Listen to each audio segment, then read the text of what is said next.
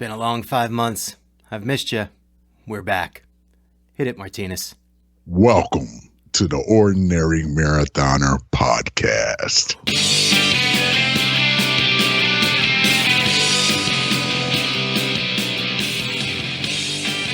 Welcome back to the Ordinary Marathoner Podcast. My name is Coach Scott. I'll be your host today. Yeah, we're back. We took about 5 months off. We're still using that little clip there from Martinez Evans from that time he was a guest, 5-6 years ago by now. Long time ago, Martinez was a guest, and we got him to do that intro clip for us, and we've been using it ever since. And it is still here, even after we've taken 5 months off. You know, a lot of reasons why we took some time. Sometimes things change, schedules change, priorities change. I don't think we were necessarily expecting to take this time off. I had some guests planned, and I had some other things planned, and things just fell through. A week led into 2 weeks. Next thing you know, it fell off our day-to-day radar, and we've just kind of been holding back and trying to rediscover the podcast. And I think we finally did it, found our way back, and we're going to get back on our regular schedule moving forward. We've missed a lot of things these last 5 months. We've missed, normally I do that New Year's Eve resolution special. I never did that one this year. So I'm resolutionless this year. I got no guidance, no one to tell me what to do. But yeah, things are working. We haven't really been here to touch base on the Ordinary Marathoner Foundation, all the programs that we've started and continue to roll this year. Lots going on, and it's been a great avenue for us to sort of keep you guys up to date on what the foundation's been doing, and we just haven't had those updates.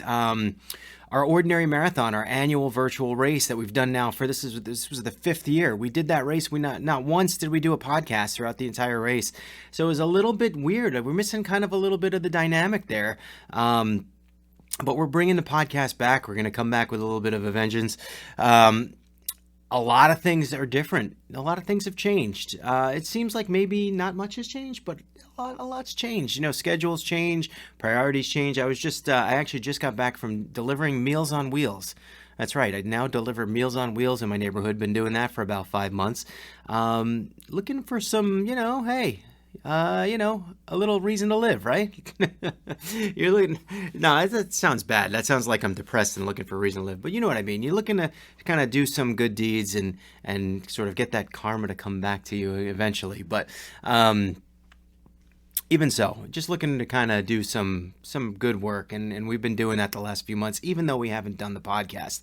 What brought me back? I think that's the question today. I think over the next few weeks and months, we'll probably answer the question as to why we took some time off, or you'll be able to deduce it for yourself. There wasn't really any big reason. It just sort of, just was the way things went. But why are we back today? And I think, there's a few reasons. There certainly are. I have, one of them is big, and we'll talk about that either later this week or next week. But I think for today, I wanted to sort of start with what inspired me to kind of bring this back. And I think it was our recent trip to Chattanooga. Recently, it was May 22nd, Ironman Chattanooga 70.3. About a year ago, we registered for this thing. And a lot of people registered to do this on their own. We had 2 relay teams going. And just a lot went into this trip. About, I'd say somewhere between a dozen and maybe 15 people were there sporting the Team Ordinary gear, whether that be as a racer, as a relayer, or as a fan, as someone just someone coming there to support us, whether it be family or friends. A lot of folks there, and it was inspiring to me in a lot of ways. Stephanie and I kind of sat down at one point, and we were looking around as we had a whole bunch of people just hanging out. It was really cool, and all of them from the community. And we just sat there for a second. We thought, without the podcast, without the Facebook group, without the nonprofit, without all of our things that we put into this, that group would have never happened. This meeting would have never happened. It was sort of a look what we've built almost by accident kind of thing. And we had such a great time, and it was so inspiring to see everybody. And it really, the people that we met there, it really kind of like runs the gamut of friendships. It was, seeing people like Scott Fassard, who I've never met in person before. Scott and I have been working on the Ordinary Marathon now. This was the 5th year that we did the Ordinary Marathon. We've been working on that together for a long time, and I just never met him. Scott's part of our board for the Ordinary Marathoner Foundation. I've never met him in person. It was just kind of strange, and I got to tell you, when I met him, I didn't feel like it was the first time I was meeting him. I felt like obviously we've known each other for a long time, so it felt like we'd met each other plenty of times in the past. And we were just kicking off the friendship where we left off, which was we never met before. So it was kind of weird. Same thing for like T-Shawn Laws. T-Shawn Laws been around. He's certainly involved with our foundation, and he's been involved in our group, in our discussion group for a long, long time. He was on the podcast as a guest. And there's T-Shawn. A year ago we had him on the podcast, and he said he would never do a marathon. And now there he is, not only with a marathon medal in his on his medal rack, but he's also there finishing, completing an Ironman event. And I know I asked him after the race, said, "Do you ever think you'd have an Ironman medal?" And he's like, "No." And it was kind of really cool to see, to meet like people like Scott and like T-Shawn, who I've never met before, never met for in person. And on the other end of that spectrum is someone like Joe Caniano. Joe has been riding with us for a long time on Zwift, but my relationship with Joe goes well beyond that. Joe and I were childhood friends. Joe lived about 2 blocks from my house, and him and his brother Bill, his twin brother, we were all best friends, and we used to kind of see each other every day. We'd ride bikes together, and that was back in the day when your parents used to say, "All right, get out of the house, go do whatever you want to do." I had some boundaries, like if I got caught past this street or if I got caught crossing this street, I'd get in trouble. But mostly it was just get out of here and come back before the street lights turn off. And so I spent years and years with Joe. In the past, Joe was a swimmer. I always played team sports like baseball, football, basketball. So we kind of had different athletic backgrounds.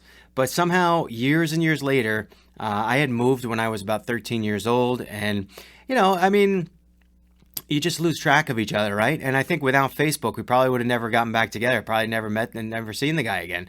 But over the course of the last few years, we both sort of been watching each other compete in triathlon. Joe has done the Ironman Lake Placid half, and he's very fast too, by the way. He's an extremely fast swimmer. And it was just it's sort of a way to rekindle the friendship, I guess, after years and years of really kind of probably like a 20-year hiatus in the middle of not talking to one another and not even knowing what each other was up to. I didn't know how many kids he had, that kind of thing. Just kind of training together over the last really the last year or two. And he was in the car with us as we drove down 15 hours to Chattanooga. We stopped in Roanoke on the way down. And I tell you, it definitely made the ride go by a lot faster, having a friend in the car and just really having tons of stuff to talk about. I don't think there was ever a lull in the conversation the entire ride down, which sucked for Stephanie in the back. But so anyway, that's just what I'm saying is we had anywhere in between people that I've known forever and people that I was just meeting for the first time. It was really kind of not strange, but I would say inspiring sort of meetup that we had there. And, we would walk around as a team for the most part. We'd meet up together. We registered together for the race.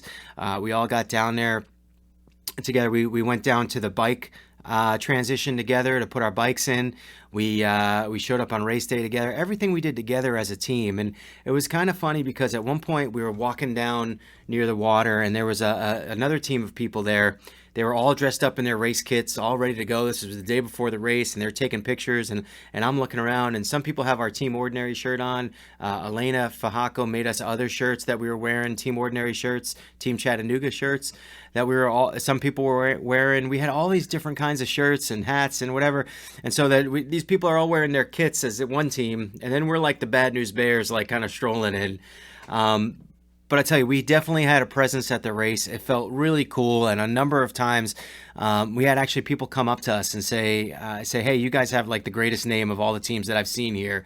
And a few people even said, I always look at triathlon, especially these Ironman branded events, half Ironman events, and I think that everyone has to be elite. And then I look around and I realize that, with a little training, maybe I could do something like this too.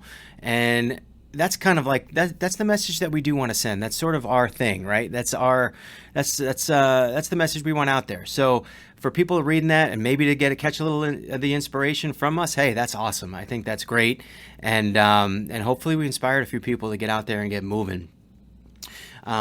We showed up on race day. I tell you, some of us different level, everyone had different sort of visions and goals about what they were going to accomplish that day, different levels of training that people had done. I mean, I was certainly not at my best. It wasn't my peak. I felt like I was ready for the bike and a little bit under, as typical me, under for the run and for the swim, but I knew I'd be okay. My weight is in a manageable range, which is always sort of a good indicator for me of how I'm going to do. And, I think that there were some people there that were really ready to go. Joe Caniano was there, and he finished in close to 6 hours. Some people had trained for a long time, ready, this was their goal race. And some people were like Stephanie and hardly trained at all and just doing her portion of the relay. She was just hoping that she would be able to kind of finish the half marathon out there and see how it was. But very undertrained, my wife. Anyway, it's a point of contention in the household. Not really. I think overall, though, I wanted to come back and I wanted to do the podcast and sort of do the return podcast and talk about this race and do sort of a race recap, because I always felt like race recaps were sort of one of our strengths with the podcast. In fact, one of the athletes that I coach, she reached out to me yesterday and she's like, I'm really glad that you guys are doing the podcast again. She's like, I didn't know who you were when I heard, when someone asked, someone recommended you as a coach. And I listened to your podcast, the one of the recap that I did of Ironman Lake Placid 2019, which is the one that I ran for my daughter, Sam. And it was a touching day for me. It's actually, I think it moved me to tears, that podcast. Doing that podcast, it meant a lot to me. And I think, now that I've coached this athlete for 2-3 years, it means even more. And it means even more that she remembered it. And not only did she remember it, but she said, I don't think I would ever have done any kind of triathlon had I not listened to that podcast. So we're going to kind of stay with that route and do a little bit of a race recap. I'm going to try to keep this podcast a little bit short to the half-hour mark, but we'll see how it goes. Let's see where it takes us, because you just never know. But yeah, we all got there. We all got there at different times. We checked in and registered on Saturday morning. One of the things that we didn't do that I always do is we did not drive the bike course. And I think we just ran out of time. It was certainly something that I usually like to do. Normally, I will register for the race on a Friday. I will drive the course on a Saturday and race it on Sunday. But we registered Saturday morning. We were lucky. Thank you, Ron Boos, for the for the idea of getting there early, because we got there early. We got first. We went online first. We were the first to get online on Saturday morning, and I tell you, we blinked and we turned around and the line was tons of people. There was about 3,000 people here on race day. I don't know the official number, but they were just phew, the line was ridiculous, and it was immediately as soon as we got online. People just were like, I think a lot of people were just milling around, wondering when the line was going to start, and we were just the idiots that went. The idiots, well, the smart people. Let's call us the smart people that went. We're going to make this line. We're going on first, and it was smart because we got through it really quick, and everyone got registered and ready to go. Some people went for a swim. Some people just kind of hung out and went to lunch. Just prepared however you wanted to prepare for race day, and for me. I went into race day and I wasn't really concerned with my race. I was coaching two athletes, Todd Seiden and Elena Fajaco. They were there. They both had different goals. Elena was just to finish, and Todd was to get in under 7.5 hours. I felt like both of them could accomplish those goals, but still, you have that. It's almost like a parent watching your child kind of compete. And for me, that was my real reason for being there. It was my focus, I would say. I was more concerned with them, and seeing them through to their goals than I was about me finishing. I have another 70.3 coming up soon. I felt like that one was the one for me to focus on me. This one I wanted to focus and make sure that my athletes got where they needed to go. And and it worked pretty well, as you'll see. But anyway, so my mindset was kind of just, it wasn't on what I needed to do. It was on making sure that everybody else was ready and prepared. We got up and we went down race day morning. I think I set the alarm for 4, ate my breakfast, got all ready to go. Wetsuit fit, which was really good. But I kind of knew that was going to happen because I feel like my weight's been, pretty good, about 230 pounds going into race day. At Muscleman last year, I think I was like 242. So I felt better in general. I still have more to lose, but we'll talk about that in future podcasts. Got up early, got down to transition, and I got to tell you, it's like that walk to transition is always just sort of this ethereal kind of feel around it, right? It's a little bit, it's dawn, it's just getting light out. You're still a little tired and lagging, but the excitement of the race is really kind of building. We had put our bikes in the day before, and just go and you check your bike tires, and you just get ready. You mentally prepare for the day ahead. And so we were there. It was kind of really nice to have Stephanie in transition. I'm still wearing the bracelet. So as a relay member, she was able to get a bracelet and be in transition. Normally when she goes to these races with me, she hangs out at the peripheral, being my Sherpa and carrying stuff. But in this point, on this day, she was able to kind of get in transition. She actually said it was really cool just being in. It's so much more fun being inside. You kind of feel like you get the inside scoop, like you're really more part of the event than being kind of relegated to outside the fence. But it's nice being in transition and just being with all the other athletes. You certainly get a better feel for everything, and more excitement kind of builds up in it. It's a neat feeling if you've never felt it. So we made our way over to the starting line. We had to get on a bus. And our strong swimmers kind of went their way. So Joe Caniano went his way, Debbie Early, her sister Michelle from the relay teams, they went their way.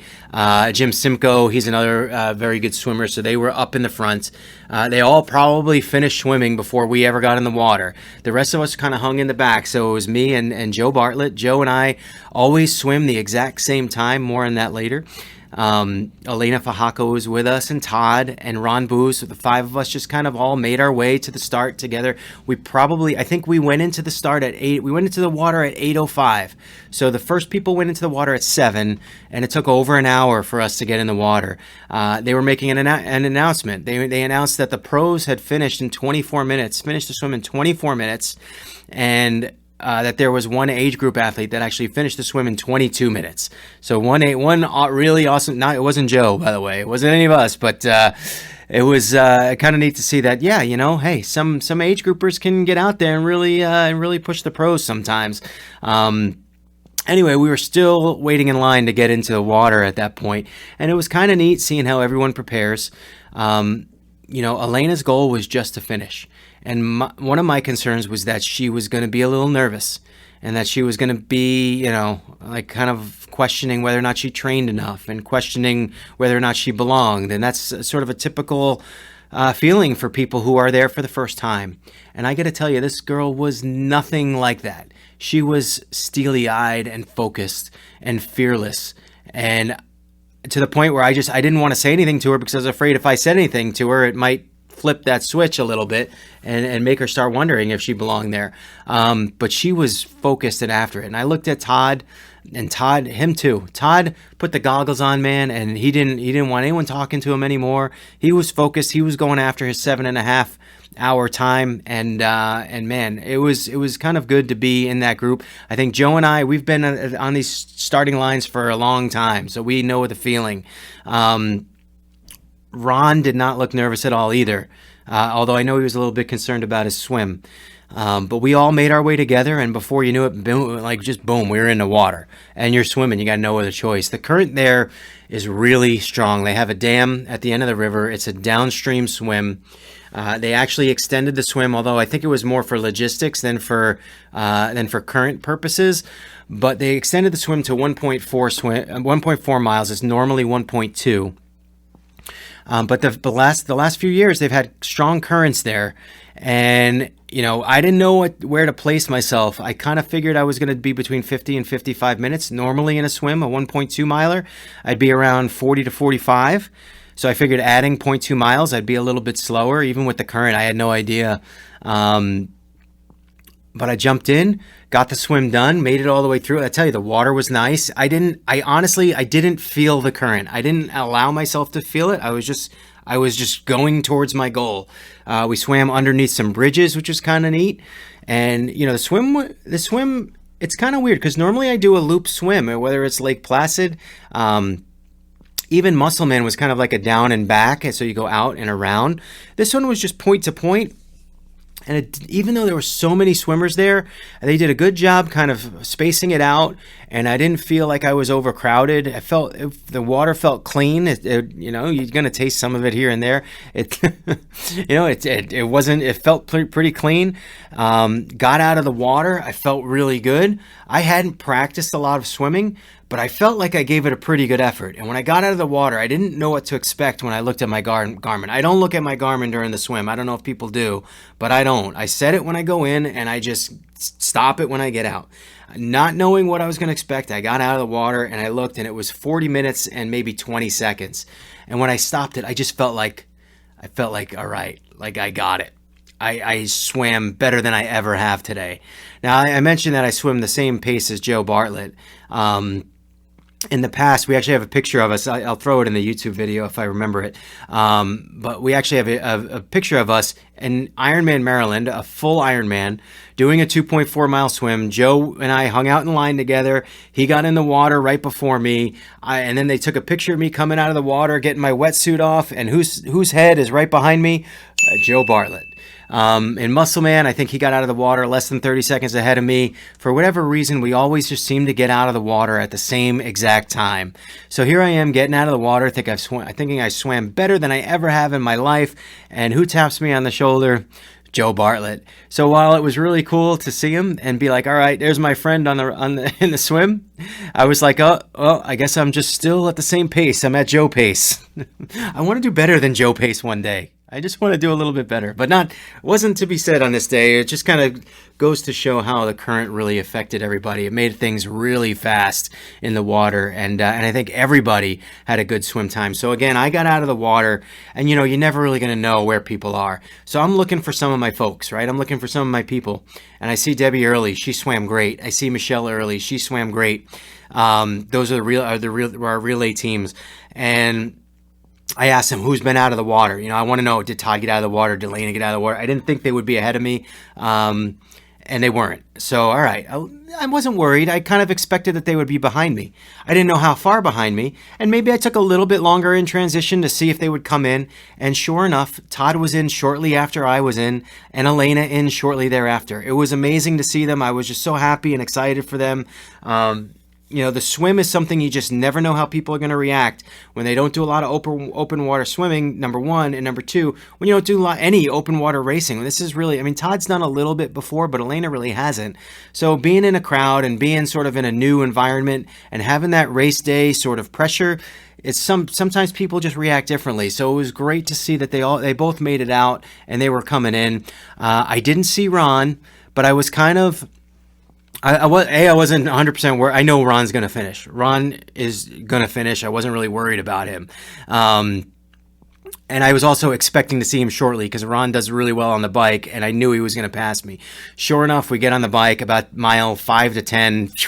Hey, man.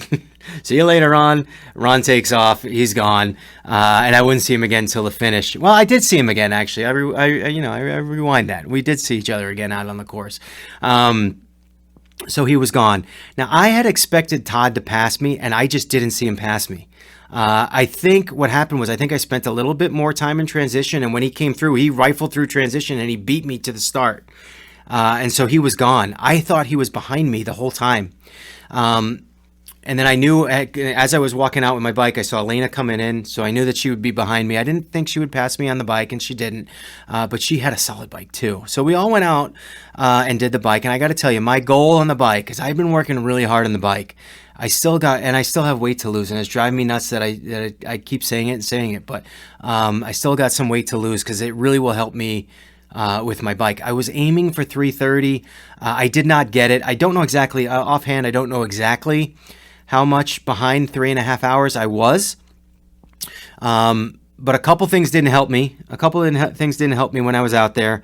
Number one, there was this giant hill, and giant hill, I mean, it was short and steep. And I heard it was about a 12% grade, which is really steep. And I have trouble with steep grades. Part of it's the weight, and part of it's I just can never judge. I don't really have steep grade hills out near me, so I can't really judge other than Zwift. But because it was so short, my goal, my intention was just to attack it and hit it hard and just try to push my way all the way to the top, and then figure it out when I was done, and then be able to kind of glide down the other side. So I saw the hill coming, and I dropped into my low gear, which is exactly what I wanted, my granny gear. I hit the hill, and I started pedaling hard, and I was passing people. I probably passed 5 or 6 people, even drew a couple comments, you go get it, you go get it. Things like that, encouraging comments from my competitors.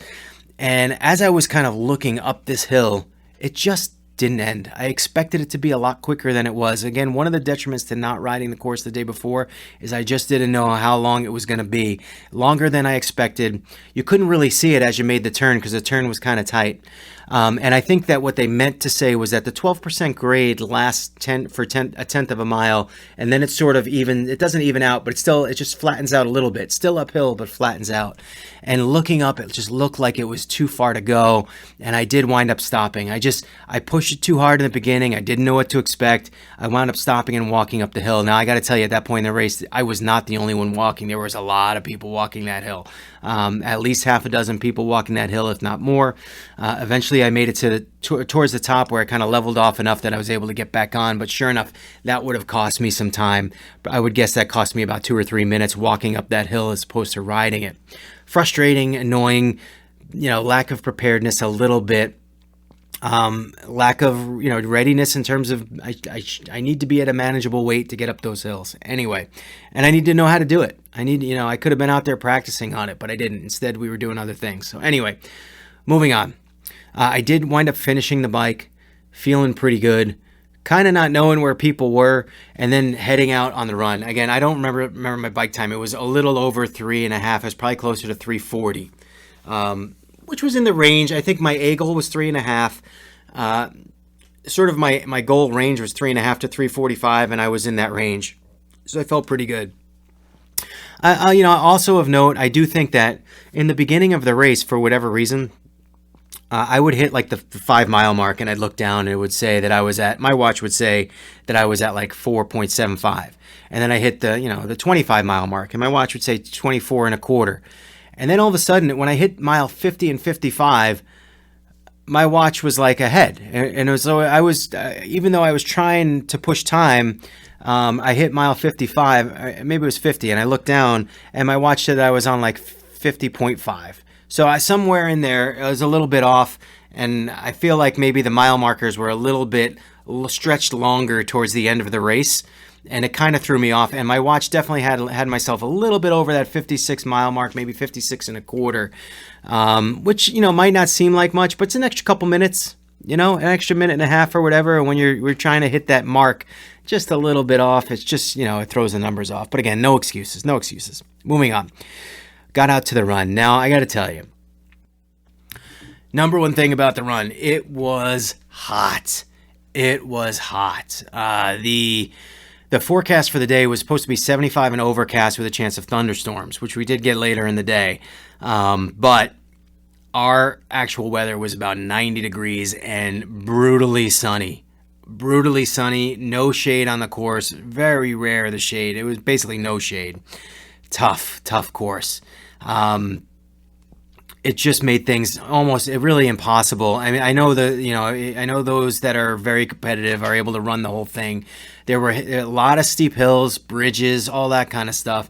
It was just a hard day out there and a slog, and to the point where you start to wonder, like, is my health in danger? I feel like I'm getting older, and sometimes when I'm younger, I was just a little bit stupider, and now I try to kind of manage things a little bit better and try not to get into the zone where I'm going to be in any kind of trouble.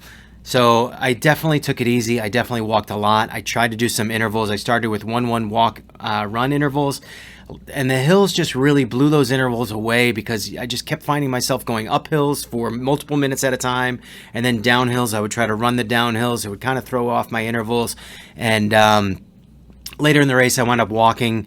I wound up walking about 3 miles in a row, which was a little bit annoying, but that's just what it was with the heat out there. It was like 2 or 3 miles of walking later in the race, and it threw my time off. But again, I was also kind of holding back. I didn't realize that Todd was ahead of me, and I thought he was behind me. And part of me was thinking, all right, if I maybe I'll see Todd, and I can kind of push him forward and see, hopefully, had him get that 7.5 hour goal. I knew I was going to be closer to 8 hours at that point. But yeah, the course itself, part of the problem on that note was that the course itself, it was sort of like a lollipop shape, right? So you get out of transition and you go straight for a while, and then you do 2 loops. And all the people that are kind of spectating and watching and chirping and there to tell you what's going on, they're all down at the bottom. So you never really see them. You only kind of saw them at the start and at the end. So I couldn't get any updates on my athletes. I couldn't be told where they were. No one told me anything. I didn't know where anyone was. And it was a little bit frustrating. I saw Joe Bartlett and Ron Booz out there at a certain point where there was like a sort of a turnaround or a little bit of an out and back where they were going back and I was going out, and I just saw them for a brief moment, and I was not able to catch up to them. I didn't really try, to be honest. It was just too hot, and a part of me thought the thought came to mind of when Ron and I did the chase. We did that thing called the chase. We did it on Zwift on our treadmills. I was like, oh, I could chase after Ron. This is how I can get him back. I just didn't have the gas. It just wasn't going to happen that day. Too hot, just too hot. So I never really got any information on the other racers throughout the day. But I did make it through. I got to tell you, my feet hurt. I still got blisters, some blood blisters. They're pretty nasty. But I made it down. I made it around and I made it down. And as I was running kind of towards, you see that carpet, right? You see that Ironman carpet for the finish line. And it's impossible to walk that carpet. You got to run that carpet. So as I was getting close, I started to run and I started hearing people cheering my name. And there they were. Chris Myers had drove there about 6 hours just to spectate with her son. It was amazing. And he's sitting there with his big Team Ordinaries shirt on. That was great. I saw Tyshawn Laws there. And man, my first thought was, oh my God, something happened and he didn't make it, because I hadn't seen him out there and I kind of was expecting to see him. But he had made it. Not only did he make it, but he went through that finish line in grand style, man. We have a video of that, we can plug that in there on the YouTube as well. I don't know if we'll do that or not, but he was styling going through that finish line, man. Just great to see him. Great to see him, get that Ironman medal. Amazing to see. I asked about Todd because I was afraid that Todd was behind me, and they were like, no, Todd finished and he did awesome. And it was kind of like my first sort of breath of fresh air. I was like, thank God, thank God something went right, because all along I'm thinking he's behind me and I'm thinking he might catch up to me and we can kind of press him forward and try. I knew his goal was 7.5. I was 750 or 751, so I was just kind of hoping that he was within range, and it turned out he finished in 718. So a great day for Todd. A great day. Just you know what? He took that focus that I talked about from the beginning of that swim, and he held it through the day. And I tell you what, that run was so treacherous and so hot and so oppressive. And his strength is the run. I think his strength is the run, and I think that he's got another 15 minutes to a half an hour in there that will be coming out at some point for his next 70.3, whenever that may be. We're going to be talking about that soon, Todd. So lots of things, lots of great reasons to celebrate. Seeing Tyshawn, hearing about Todd finishing, getting through the finish line and meeting Ron, seeing that he finished his very first Ironman. Joe Bartlett had finished a little bit earlier than I don't know who finished first. I don't know if Ron beat Joe or Joe beat Ron, but they were right around the same time. And I met them both through the finish. Jim Simcoe had a great race. Joe Caniano ran in the low 6s. Who else was out there? And then really the athletes I coach, I mentioned Todd, but then there was Elena, and Elena was still behind me. And so I kind of got the update on Elena. I was like, all right, when is Elena going to come through? And we kept watching, and she was on track to make it 8.5 hours. She was on track. And we were watching the clock, and we were trying to bake in the time, like, all right, when did we get in the water? How long does she have? And since we went in the water at 8:05, she had, that extra time baked in there. And we were just kind of waiting for her to come down that hill. Stephanie and Chris Myers, they walked up to try to meet her. They met her and they started running down. Eventually we saw her start coming in. She had about 3 or 4 minutes to go to make it in under 8.5. And when I saw her, I said, come on, you got to go. You're going to finish. And she goes, what do you mean? I finished. Like, she's looking at it. I said, no, you're going to finish in 8.5. And she goes, what? She didn't think she had 8.5. She thought she already blew by 8.5. She was just going to be happy to get through that finish line after the day, which is sort of like her B goal that day. But she still had her A goal and didn't even know it. And so we ran that last straightaway, and we egged her on and cheered her on. And man, she got through there, about 10 feet left until the finish line. And they announced a shelter in place. We looked up, and there was that overcast sky. It was brutal. It looked like it was going to start thunder and lightning and electric storm any second. They announced that they were going to do a shelter in place, but Elena got through there. She got her medal. She got her hat, and I think she did. And I think she actually didn't get it at first, and we went back and got it. But what an amazing race, 8:27. For someone, Elena in particular, and Todd crushed his goals.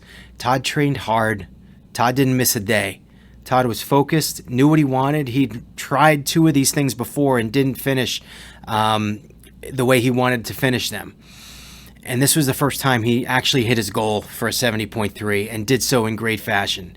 It's all the coaching, guys. It is. I can't pat myself on the back more. I can't pat myself on the back anymore.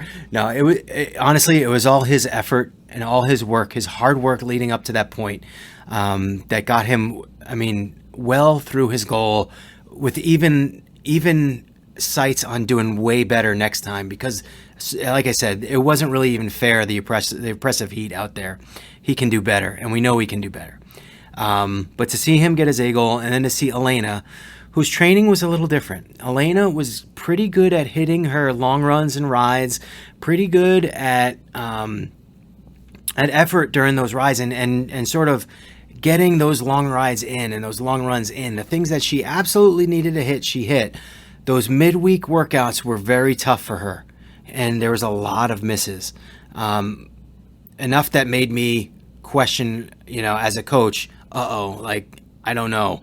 And you never want to question your athlete's heart, which is why I gave her the chance. In my mind, I was thinking, all right, what are the odds here? I thought maybe 50-50. And honestly, that's that's an honest answer, and it's a pretty good answer, because she was 8:27, right? Baked into that 50% of potentially not finishing was the chance that, all right, she gets to the swim start and gets nervous. A typical thing for an Ironman athlete, or all of a sudden a sense of not belonging, or something, just takes over, and just, she feels the need to stop or to quit. Anything can happen to a first time Ironman try, great, I say Ironman, I know half Ironman. Don't get upset at me. Ironman fanatics. But she showed me a level of fearlessness that I certainly have never seen in myself. It was incredible. Her effort was incredible, finishing start to finish, overcoming so many things that she had to deal with during training, in personal life, and moving, and it just a tough, courageous woman to go out there and finish. And Elena, I give it to you. I'm only being honest when I say, I gave you a 50-50 shot, but you earned it, and you proved, in a way, you proved me wrong a little bit. It was like I said, sometimes when you're coaching an athlete, it's almost like watching your kids participate, and to watch her finish that day was, and especially like in such a dramatic fashion, with the lightning rolling in and then the shelter in place, and it just was amazing. It was amazing. I hope she feels the same way. And you know what? Remember what I said about the weather. She could do better too. She can do better too. And we're going to be working on another one for her in a few months. She's going to be back at it in no time. So, it was great to see everybody down there. It was great to kind of meet up afterwards and all tell stories about the race. It's always great to recap everything and kind of, compare compare everyone's races. What did they see out there? How did they feel? What did they do? Really just a great experience to get people together. And it really, I think, inspired me and Steph to kind of definitely come back and podcast about it. I know it went over the half an hour. Definitely come back and podcast about it. Definitely kind of raise the energy level with the things that we want to do next. You can keep an eye out now for a few more team events. I mean, one of them, for example, and this is not even really like a team event, but turned out to be one, is that we have a few athletes doing a triathlon in Minnesota called the Chisago Lakes. It's Chicago, but with an S. Chisago Lakes Triathlon. And Aaron Shepard's going up there. Elena's going up there. Chris Myers, Mike Romans. So we have a group going out there it'll be a fun group. If you're in the area, or if you want to kind of meet us out there, or just say hello or do whatever, let me know. It would be great to kind of meet you guys out there and continue to just show up at these things with our Team Ordinary gear and make a splash, no pun intended, at these events. I will not be racing Chisago Lakes, although I do reserve the right to change my mind. But I am going to be Sherpaing a number of really great athletes, people who inspire me, and with their hard work and their dedication to this sport. And it's been a great environment. And I'm inspired. You guys inspire me, and I can't say it enough times. And I just think that this group is going to grow and grow going forward. We have a lot of things going on. I'm going to kind of cap it right there. We did drive home. We left on Monday morning. Steph and I, Joe Caniano, drove with us down to Chattanooga, then took a plane home. So I took his bike, which I still have, by the way.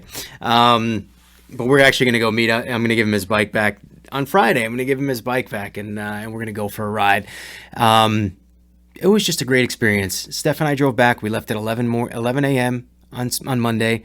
We didn't get home till 3 a.m. My mother-in-law was here graciously watching my daughter Ellie while we were gone. She had locked the garage, so when we pulled in to the garage, ready to go to bed, we were so exhausted and couldn't get into our own house. And we didn't want to bang on the door. Her phone was off, so she couldn't hear us call. And so we just let her sleep, and Steph and I sat in the car and leaned the chairs back and took a snoozer for a little while and just thought about all the great things that happened in Chattanooga. And I tell you, I know Ron and Todd have already signed up to go back. I'm contemplating potentially doing maybe a relay there next year. I don't know. It's a long drive for me. It is a long drive. So I'm contemplating potentially participating, but maybe not. I don't know. I have some other plans going in motion for next year that we'll be talking about next podcast. Anyway, guys, if you're listening, again, I apologize for missing 5 months. I do. It was kind of unannounced and unexpected. But we're back, and the community is only going to grow and get bigger and stronger. And I know that after this weekend, in Chattanooga, I know that. The bonds that have been generated through this team are just incredible. And, you don't necessarily, if you're on the outside looking in, you're watching this podcast and saying, hey, I don't belong in that group, or I don't, the fact of the matter is that we are all normal, regular, everyday people. Come and join us. Join the discussion group on Facebook, Ordinary Marathoners. We'll let you into the group. You just have to apply, and whatever. Everyone gets in, and just start dropping your runs in there. Tell us what you're up to. It's a great place for support. It's a great place to talk. A great place to ask questions. I know for me, my regular friends, they're sick and tired of seeing how much time I spend on the bike, and normal people don't do this. So sometimes it's nice to have a place to go where everyone kind of understands. And that's what I think we are there. We're just a big family. If you're interested in coaching, let me know. The coaching ranks are expanding. It is expanding. In some cases it's funny. We just had an athlete, Carrie Rogers. I'll be talking about her in a few podcasts. Who finished I trained with her, and she did a marathon, and she reached I would say her B goal. And I think she would say it was her A goal, but I think in the back of her mind, she thought she could probably do better during her race. And there's reasons why. We'll talk about that another time. But the sort of the strangeness of this coaching profession, I'll call it now. We'll call it a profession, is when you go through a training cycle with someone and they really hit it hard and they are just inspired and they're motivated and they do it all. They hit all the marks. I don't think Carrie Rogers missed a workout. And then she goes to her race and she finishes and she gets her goal and she's happy and she gets the medal. And then she fires me. And I have to laugh because, I mean, technically that's kind of what it is.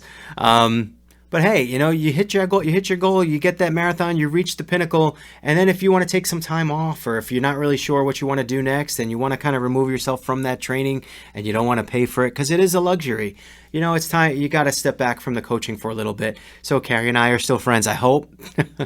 We're actually volunteering at the same local triathlon in a week or two. But it's just an interesting story of the way it goes. But, I lose her as a client and I picked up 2 more. So it's, you just roll with the punches. And again, if you're interested in coaching, the consultations are always free. Reach out to me. Let me know. You can get me on Twitter, on Facebook, or Coach Scott at teamordinary.com is our email address. You can comment in our YouTube videos, whatever it may be. Let me know. Meet us on Zwift. Lots of things going on. If you're on Zwift, join Team Ordinary on Zwift and ride with us. We're doing a lot of rides through our club now. We're going to be doing more and more there as Zwift sort of improves that experience. And that's all I got for you. So I want to just thank everybody who got out to Chattanooga. Scott Fassard, Debbie Early, her sister Michelle, Joe Caniano, Jim Simcoe, Joe Bartlett, my old friends, my old Ironman buddies. Ron Booz, congratulations on your first Ironman finish. I said, well, I got to keep saying 70.3. Michelle Bartlett, I don't think I've even mentioned Michelle's name, but she got out there and she crushed the bike for her relay team, destroyed it. Super impressive. She certainly beat my time. Great job out there, Michelle. I knew I picked the right person when I got you into that team. Amazing job. Just a great day out there for you. T-Shawn Laws. Just great to meet you. Great to give you a big bear hug, and I consider you a really good friend. I just want to let you know that. And watching you finish and get that medal, it means a lot to me. I hope I know it means a lot to you. It means a lot to me too. I feel like, I don't know, I feel very proud of you. Here's a guy who wasn't going to go out and do a marathon last year, and he's done a marathon, and now he's got an Ironman medal to boot. So congratulations. And then to my 2 athletes who I coach, Todd and Elena, I'm just looking forward to keep working with you guys. You guys crushed it. You crushed it. You went out there, you hit your A goal, and couldn't be prouder. Thank you for letting me work with you, give you the honor of working with you, and look forward to bigger and better things. And that's all I got for you guys today. We are back. Happy to be back. It feels really good to be behind the mic. And remember, every day is an ordinary day unless you make it extraordinary. So get after it, guys.